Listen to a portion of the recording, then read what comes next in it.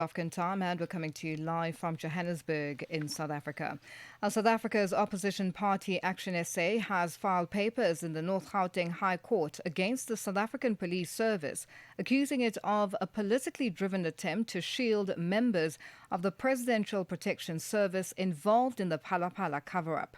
The party is seeking the records of disciplinary hearings that cleared PPS members General Wally, Rhoode, and Constable Rekhoto of wrongdoing, despite adverse findings that the Public Protector and IPID, the Independent Police Investigative Directorate, ActionSA says it will continue to pursue the matter to ensure accountability for the Phala Phala scandal. And for more on this, we are joined on the line by the National Chairperson of ActionSA, Michael Beaumont. Michael, good afternoon, and thank you for joining us on Africa Update.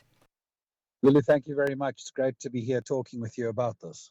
Now, Michael, you describe the SAPS disciplinary process as a sham and a whitewash.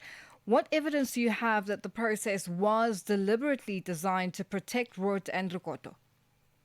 Well, I think the first thing is it's been hidden from the South African people. We had to fight this issue in court to even get the IPID investigation from the police that revealed no less than 8 areas where they had contravened SAPS disciplinary regulations. Once we had determined that, we then had to fight to find out what had happened at the disciplinary hearing, and we were told that they had been found not guilty. And again, a long protracted battle to get that record of decision. And that record of decision was a joke. It was 2 and 4 pages respectively. There was no evidence that there was actually witnesses called or that IPID or the Public Protector was providing information to those hearings. The one case with Rekhoto actually involved the disallowing of a statement he had given in 2023, clearly because it actually provided direct contradictions to his version of events later. And I think really the ultimate sham is that not one of the 8 issues of misconduct identified by IPID found its way into the charge sheet. So I think every indication is that this is a political cover-up to protect those who protected the president at Phala Phala. Now, what is the significance of the IPID report having previously been classified as a top secret, in inverted commas? And do you believe its classification delayed accountability in the Phala Phala matter? Without any question, there was no legal basis to say that this document should be declared top secret. Top secret classification of government documents is reserved for issues that could result in the loss of diplomatic ties with other countries or the outbreak of war. This was very clearly about keeping something from the South African people, and that is why, after sustained legal pressure from ActionSA, it was eventually declassified and we could get our hands on it. But when we look at the entire pattern of events that has spanned a number of years, it is very clear that great effort has been gone to keep information away from the South African people on this issue. And the more we look at it, the more we realize it's because it's a cover-up, and it's because if these things are actually viewed transparently, it will be seen for exactly what it is. Michael, how does this legal challenge relate to your broader allegations concerning President Cyril Ramaphosa and the handling of the Phala Phala burglary? Well, we've got to be clear. These individuals were operating as the president's protection unit members, working closely with him, investigating this robbery without opening up a criminal docket, without following any of their internal procedures.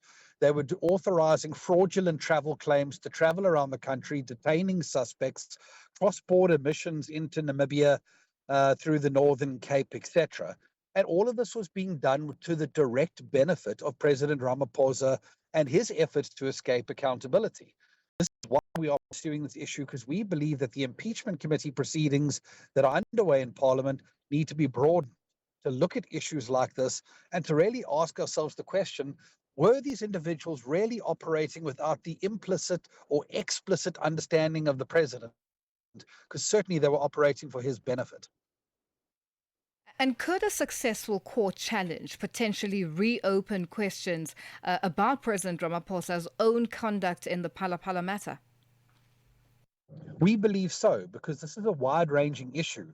And even the things that we are looking at here in terms of the conduct of the Presidential Protection Unit members we need to explore the issue of how they were operating, with whose authority they were operating, because what we know is that they were even traveling around with Dr. Begani Chauke, the president's envoy for Africa, into these countries. And that means there's a conspiracy. It's not just individuals operating unlawfully within the SAPS environment. That is an official within the presidency.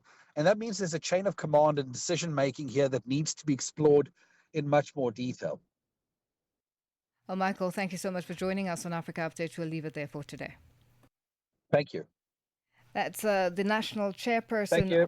That's the national chairperson of ActionSA, Michael Beaumont, joining us on the line. It is 26 after 12 Central African time, and we're coming to you live from Johannesburg in South Africa on hashtag Africa